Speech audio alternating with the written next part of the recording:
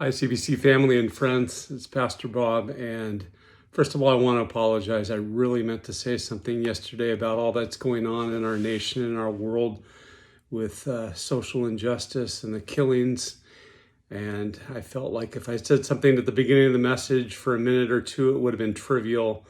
And I intended all along to say something today, Monday, in my video.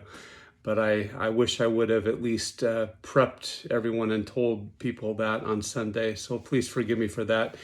This whole process of video recording is completely out of my comfort zone, and I've had to really stretch and grow a lot in that. So please understand that I'm not at my best in all of this. But I really do believe that the time has come that we cannot remain silent anymore.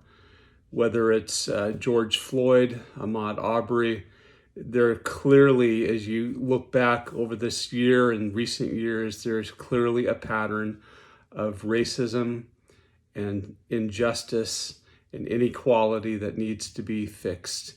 And the words of Martin Luther King Jr. ring very loud and clear when he said, in the end, we will not remember the words of our enemies, but rather the silence of our friends. And I really believe as leaders and as Christians, we can't remain silent anymore. I've personally been doing a lot of soul searching. And for me, it needs to be so much more than words. I can craft a great social media post or a great sermon or a very eloquent speech. But I know in my heart that if I am personally doing nothing, it rings hollow and it's convicting.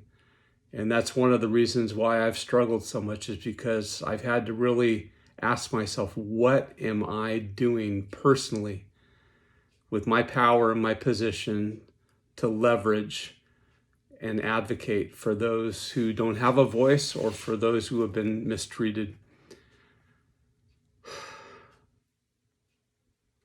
I watched Tony Evans this week and received a lot of wisdom from a framework that he talked about, a 4-point framework. And I just want to use those 4 points to really frame what I have to say today. I agree with Pastor Dr. Evans completely when he said that change begins with us personally. We can't expect God to change our world or our nation unless we're willing to change our heart and unless we're willing to take ownership for our part in change. And it starts with confession and repentance. I watched that video that Priscilla Schreier, his daughter, sent out about privilege. And I have to confess, I am a person of privilege. I grew up with both parents in the same home. I grew up with a father figure. My parents remained married. I was able to go and get a college education and a postgraduate education and on and on and on. And it's not something that I need to feel guilty about or repent of, but it is something I need to pay forward. It's something that I need to pass on that blessing to others, because to whom much is given, much is required. And it starts there. I also was listening to Albert Tate, one of my friends and pastors down in Monrovia, and agree with him very much when he says that we are all prejudiced. We are all racist. And it doesn't do any good to try and hide it. We have to start with confession. And people of color and people of ethnicity already understand that we all have prejudice. We all have racist bents, because honestly, we're all most comfortable with what we're familiar with. And instead of trying to hide that and disguise that, we just need to admit that and confess that and do our best to link arms and work together. And so it begins personally. And from that standpoint of personally, I think it extends to our families. And not just assuming that our children are going to receive the same values and beliefs that we hold on to, but being intentional about that, being deliberate about that. And I believe that it starts with forging genuine relationships with other people, genuine relationships with people of color, with people of all ethnicities, and being invested in their success and their well-being. I think a good example of that is when you watch the news, when I watch the news. If we hear about somebody who's mistreated or somebody who's hurt or somebody who is killed and we don't know them, it's very easy to be disconnected from that emotionally. But when we know somebody, when there's a connection, when that person is family, it hits us to the core. And friends, I think that's where it starts. We are all family. We are all created in the image of God. And when someone is mistreated, when someone has their rights taken from them, when someone is killed, it needs to affect us. And it only affects us if we're in relationship with them. And so I believe it starts with forging strong connections with other people, particularly people of color and ethnicity. As families, I think we need to model for our kids what it means to join hands and link arms with those that are different from us, truly getting to know them, listening to them, hearing their struggles, their successes, getting to really team together with them, to collaborate with them in making a difference in our community and in our nation and in our world. Maybe it looks like becoming a big brother or a big sister. Maybe it means being a CASA advocate with foster kids. Maybe it means helping somebody with their education, being a tutor, just being available to help them. Maybe it means financially assisting someone to continue their education who otherwise would not be able to continue their education. There's a lot of practical things that we can do as individuals and as families to make a difference. Beyond individually and beyond as a family, I think it extends to the church as well. We are the people of God. And as a body of believers, the capital church is called to transcend our community and to really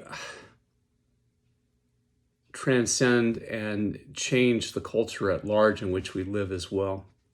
Jesus said in John 13:35, "Your love for one another will prove to the world that you are my disciples."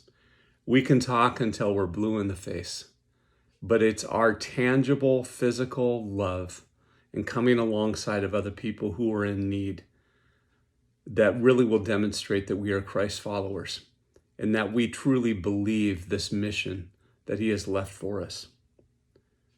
May we use the healing words in our conversation, words that unify rather than divide and polarize. And most importantly, may we back it up with lives and actions that are consistent with our rhetoric, with our message, so that we're not hypocritical in that. I truly believe what Jesus said in John 12:32. It was the reading last Friday, May 22nd, in the One Year Bible. "If I be lifted up, I will draw all people to myself."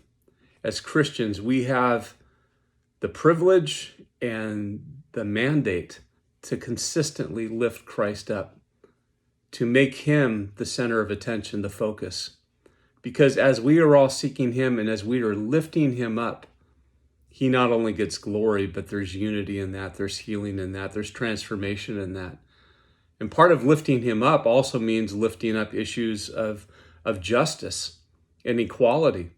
I'm reminded of the passage in Matthew 23 when Jesus lambasted, when he chastised the Pharisees and the religious leaders for following the parts of the law that they wanted to follow, yet neglecting the weightier portions that had to do with justice and mercy and faithfulness.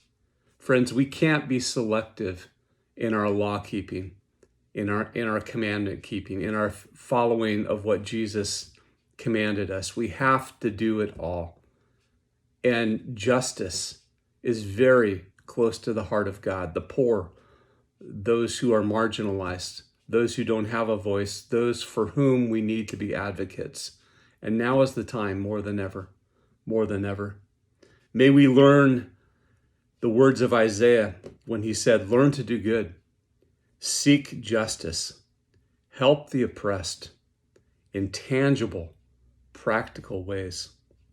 Then finally, I think the last part is challenging our civic leaders to use their positions of leadership and advocacy and power and authority to truly bring about change, to bring about equality, to bring about equal rights for all.